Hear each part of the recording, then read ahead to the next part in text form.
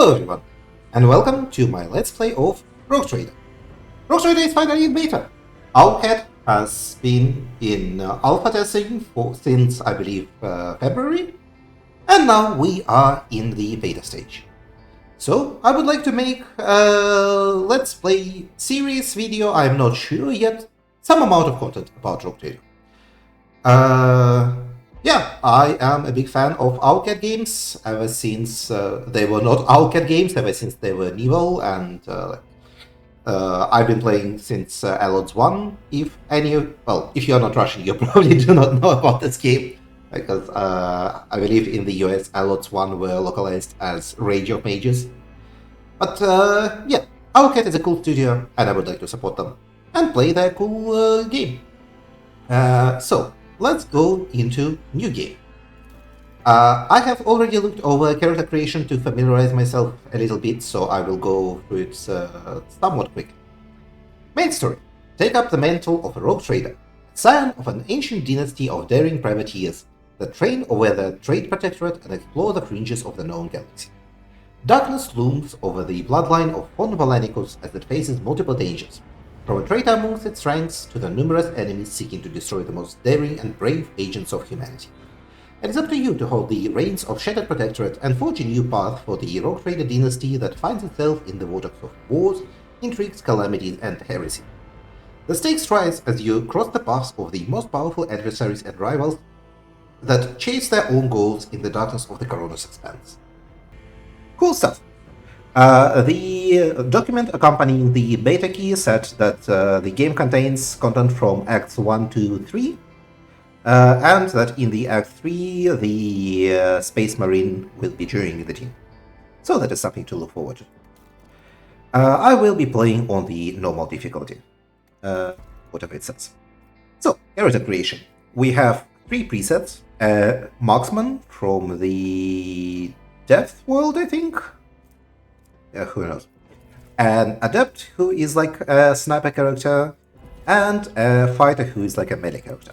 We'll create our own. For appearance, there is 8 female portraits and 4 male portraits. I think 1, 2, 3, 4, 5. There are 5 male portraits. And we are going to go with let's see. We have this guy, who is kind of older and leadery type, I guess. The Adeptus Ministratum Commissar, the Scummy guy, the, I guess, Deathworld guy, I would call him, and this guy, for whom I do not have a description. So, amongst all of them, I think I am going to go with this guy. I kind of like him the most. Appearance. I have not actually checked what they look like, but as you can see, they do not look amazing, however you slice them. So, who will be our face? He looks happy. Let's go with him. For body type, we have regular, fat, and very skinny. Well, let's go with the regular. Skin tones. We can be an orc. We can be very black. We can be very pale. I guess let's go with the default. Wait. We still need hair. Do we want stupid looking hair? Yeah, let's have this one. We have pipes in our hair. And for a buzzcut, yes, but other hairstyles do not have implants. Well, actually, no, these have. Yeah, let's go with this one. This one has implants. For hair color, they also kind of look the same, but let's go with light brown. I cannot even see his eyebrows. Beard. The beard is unfortunately obscuring our cool chin implant. But we can have this little gold beard. And a mustache. But this is more beard. Well, you know what? This is matching the portrait, so let's go with this. And it is going to be the same light brown. Or maybe it's not the same, but I'm not going to check. Tattoos. What do we have here? Where is your tattoo, man? Also, this is on highest graphical settings, but I still cannot see shit on him. Okay, maybe tattoos are not rendering, or they are in... Oh, this is scars, this is not tattoos. Okay. Where is your tattoo? Oh, he has something on his face. Okay. I cannot... You know what? Yeah, have an aquila on your forehead. For implants, I have also scrolled between them, and they are barely visible. Like, I think this one has like some crap. Yeah, this little thing on his head. And I think one of them is like enhanced pecs or muscles. Or maybe not. I cannot see them. Well, whatever. Macro cannons, volley! And we have our old male voice. Now, Homeworld. Our options are Death World, Voidborn, Hive World, 3 flavors of Forge World, and 2 flavors of Imperial World. But actually, all of them other than Death World have a little tag saying that it is missing some hot. And in particular, what almost all of them are missing are traits and future unlocks. For example, Death World gives you Survival Instinct, which once per combat lets you heal if you get low and gives you dodge. And if you go Hive World, you get Sweet of Hay. So, for this reason, I am going to go with the Forge World and Analytics Implant. Actually, you know what? I will read the flavor text for all of them. Upon Death Worlds, the plants, beasts, and sometimes even the environment itself takes aggressive and destructive forms inimical to human life. While exceptionally difficult to colonize, many Death Worlds possess valuable resources that require an outpost or other human presence upon the planet's surface to harvest. These harsh environments result in some of the hardiest and most resilient populations in the galaxy. Those tested and found wanting die young. Voidborn. Voidborn are humans birthed in the belly of a void vessel or on board an ancient orbital satellite. Those who live their lives on void ships become inured to some extent to the reality-altering process of warp travel and to living in low or zero-gravity environments. In many cases, their features are drawn and their skin pale, and they may have minor deformities, or an oddness of speech, gait, or general appearance that sets them apart from others. Hive World. A hive world population is so dense that frequently great swaths of the surface world are covered with gargantuan cities of towering spires that pierce the atmosphere.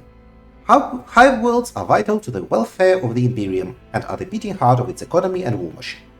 They produce munitions for the Emperor's armies in vast manufactories, mine valuable minerals, and refine fuel for the Imperial fleet. Innumerable regiments of the Astra Militarum are raised from their massive populations as well. Forge World. Nothing. The other Forge World. Forge Worlds are the domain of the Adeptus Mechanicus, given over to the demands of vast macro industries. Each is blessed with a higher level of technology than the wider Imperium as a whole, and many arcane wonders are commonplace in their labyrinths of ferrocrete and steel. At the direction of Magi of the Cult Mechanicus, the bulk of a Forge World's population is utilized as a labor force, whilst the few fortunate may be inducted into the ranks of the Adeptus Mechanicus itself. Nothing. Imperial World. Feudal. An Imperial World is one of a million planets united by a belief in the immortal God Emperor. Hailing from hyper-technological societies to grimly feudal populations, the inhabitants of countless worlds offer fealty and devotion to the Master of Humanity, and the Imperial creed taught by his servants. Most Imperial worlds are ruled by a planetary governor and support a thriving ruling class of some sort, known usually as its nobility. And this is the same. So, we are going to go, because the only one that's actually tagged as completed is Death World, and I don't really like Death World, it's for a melee build, I am going to go with the Forge World Analytics Implants. Analytics system gives Forge World characters plus 10 plus int bonus percentage to critical hit chance, which sounds nice. We also get bonuses to intelligence and toughness, and a negative to fellowship, which is our charisma score. Next, Origin. Origin is the career we had before becoming a rogue trader. Our choices are Astra Militarum Command. The Astra Militarum, commonly known as the Imperial Guard, is the primary fighting force of the Imperium and first line of defense from the myriad threats which endanger the existence of the humanity in the 41st millennium. You have served as one of the commanders of an Astra Militarum regiment, thousands of lives and winning battles in the name of the God Emperor. Commissar. Commissars of the Officio Perfectus are ruthless officers charged with maintaining the morale, discipline, and fighting spirit of their Astra Militarum regiment. You used to be one of the servants of the God Emperor, a living symbol of the Imperium authority regarded with a mix of fear and awe by their subordinates. Vagabond. The Imperium survives and prospers in no small part due to the narrowness of its vision, but a rebellious mind and will such as yours could not be so easily constrained. The dark paths of smugglers and renegades that wind behind the facade of imperial society offer a dangerous refuge for those unwilling to bow to the law. And you used to be one of those dangerous yet resourceful individuals. Ministorum Priest. The Ecclesiarchy, known formally as the Adeptus Ministorum, is a vast institution that oversees the galaxy-spanning religion of the Imperium. The Ecclesiarchy's complex hierarchies of cardinals, missionaries, preachers, and zealous laity ensure the prescribed prayers and invocations are made, and teach the masses to guard against heresy and deviancy. You used to be one of those fiery and charismatic individuals concerned with keeping a close watch on your congregation. Navy Officer. The Imperial Navy is responsible for the fleets of void ships that assert dominance of the Imperium among the stars and fulfill other duties connected to the void and warp travel.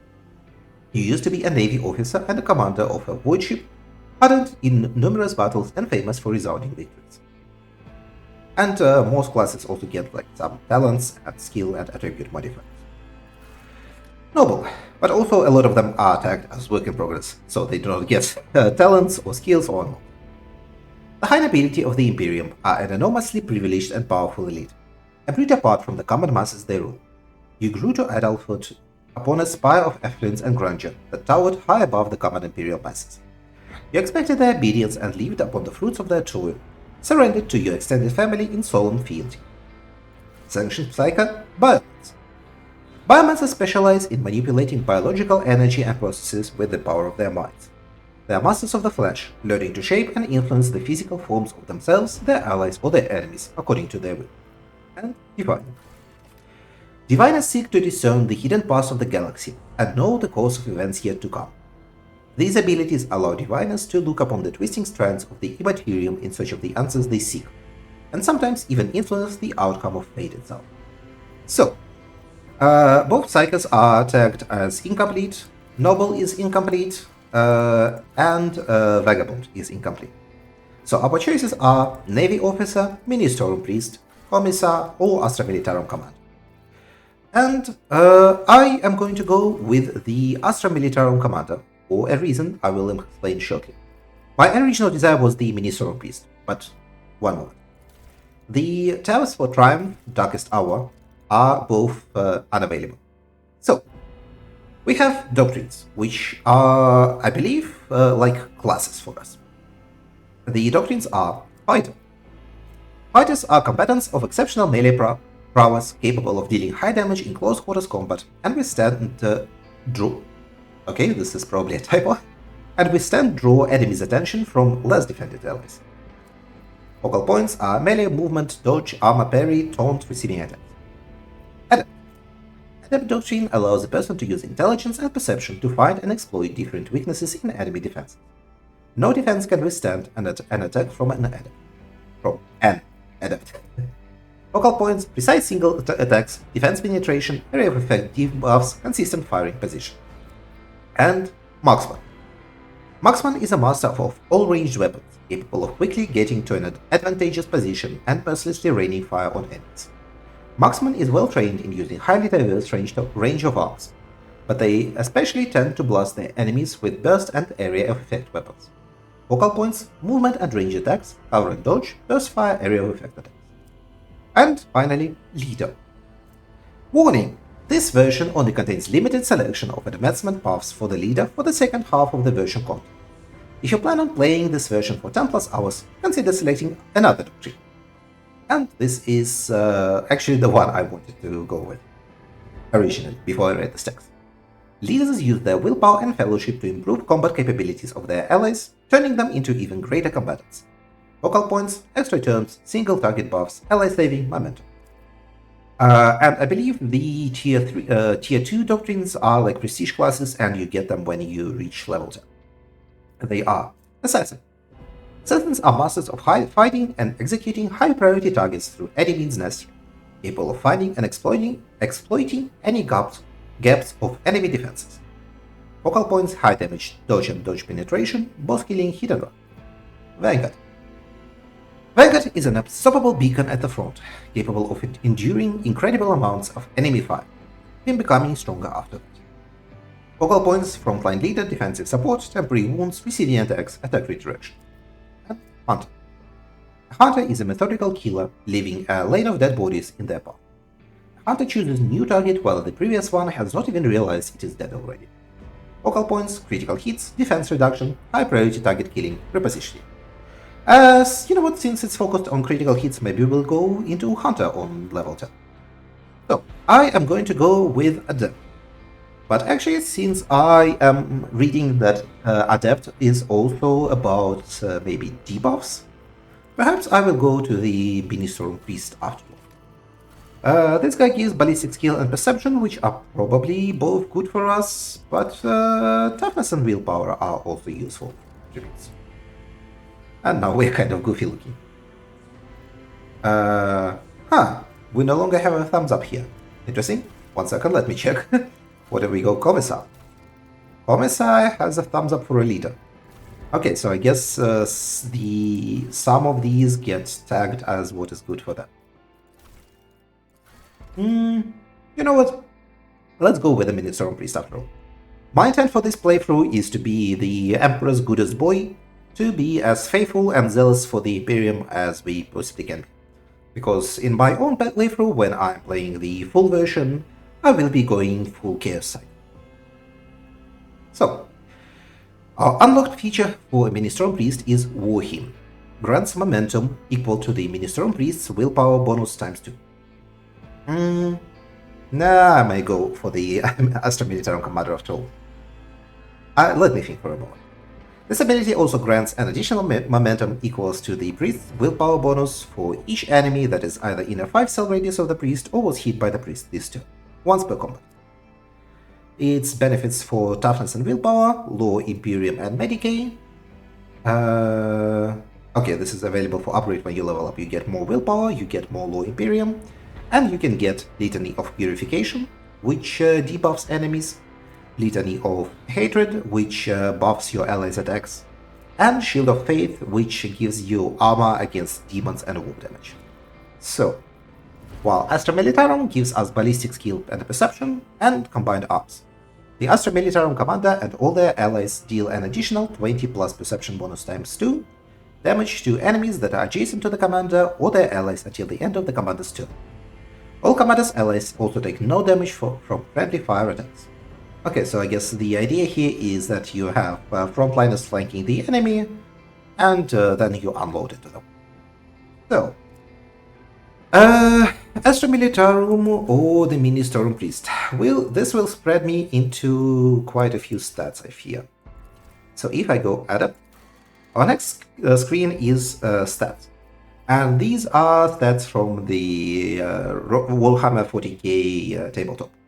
We have weapon skill, which is for melee weapons, ballistic skill, which is for ranged attacks, strength, which is, I think, for strength skills and damage with melee weapons, toughness, which is your toughness, agility, which is for agility skills and dodging, intelligence, which is for intelligence skills, perception, which is for perception, for noticing things, willpower, which is mainly for using psychic powers and for defending against them, and fellowship, which is your charisma. The issue with the Ministorum Priest is that does it buff your fellowship? No. Ministorum Priest does nothing for your fellowship. Okay, that might be fine. So I guess we will not be very charismatic in this playthrough. We have 30 points to spend, and points are spent in a 5-point increment. So I would want to max out my intelligence and perception for the adept stuff, and I can only spend, I think, up to 45 now. No, actually, I can only spend 10 points on a stat. I see. Is it possible to reduce stats? No, you cannot reduce stats. So, this is what I can do. This would leave me with a rather poor ballistic skill, which I am not too fond of. Okay, so actually willpower... high willpower allows the character to exert control over a crowd of near-routing hub workers or interrogate a captured heretic. So this would be good if we are going to be the Emperor's Goodest boy. Being a priest gives us more toughness and willpower. Well, if I am going to be a support character, this might be good. There is also this magnifying glass on doctrines, which lets you see what you can buy. But personally, I did not go through these because there is like a ton of them. So, it would take too much to figure out, and I did not care enough. Yeah. So the talents here are all... you know what? Let's be a support character. Let's go like this. Intelligence, perception, willpower. We are not good in a fight. We will rely on our allies to do that. And our ship. Our starting ship is Von Valenicus flagship. Dimensions 1.6 kilometers in length, 0.3 kilometers abeam at the fins. Approximate mass is 6 megatons. Approximate crew is 26,000 crew. Approximate.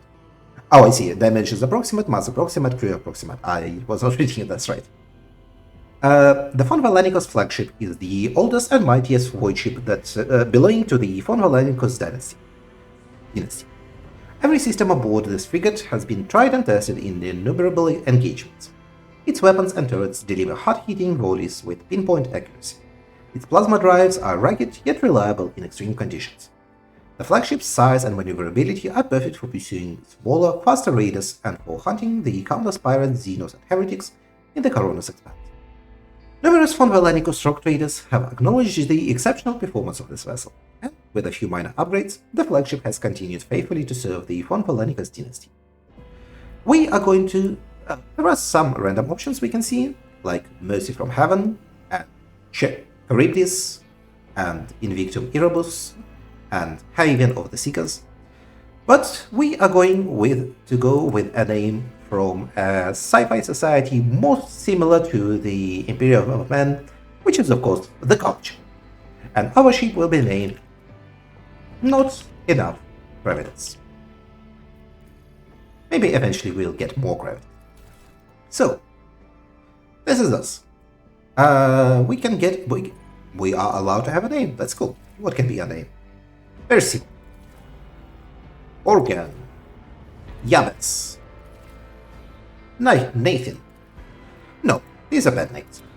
We are going to be known as Conrad, which is a name I use for a lot of my characters, after the main character of Roger Железny's novel This Immortal, Conrad Domikos. So, we have the Adept Doctrine, the Forge World Analytics Implants background, the Mini Storm Priest origin, Moment of Triumph talent, nothing, Darkest Hour, nothing, and our abilities are a War Hymn, which buffs our allies with our willpower, and Study Enemies. The Adept randomly distributes int bonus stacks of clue marks among enemies in a 4 square radius within a 10 cell range. Clues remain until the end of combat and can add Insight, a characteristic that increases the damage against the studied enemies. If the Adept hits a target with Clue, it deals additional plus Perception bonus plus Insight damage, removes 1 stack of Clue, and provides +1 Insight to the Adept until the end of combat. If the target dies from this attack while having clues, every clue gives +1 Insight to the Adept. Cool. So, this will be Conrad, the Mini Storm Priest. Oh, we also have skills, which we could not increase. 4 skills? Alright, they were directly derived from stats and our attributes. Not attributes, origins. We have Garbage, Persuasion, Commerce, and Coercion. We have like no Fellowship. I think this is as low as you can get. We have decent intelligence skills. We are a support character through and through. We think about stuff, we let other people do the talking. So this was the Rogue Trader character creation, and in the next episode, which should be out pretty soon, we will proceed to the game start. Thank you for watching, and see you in the next episode.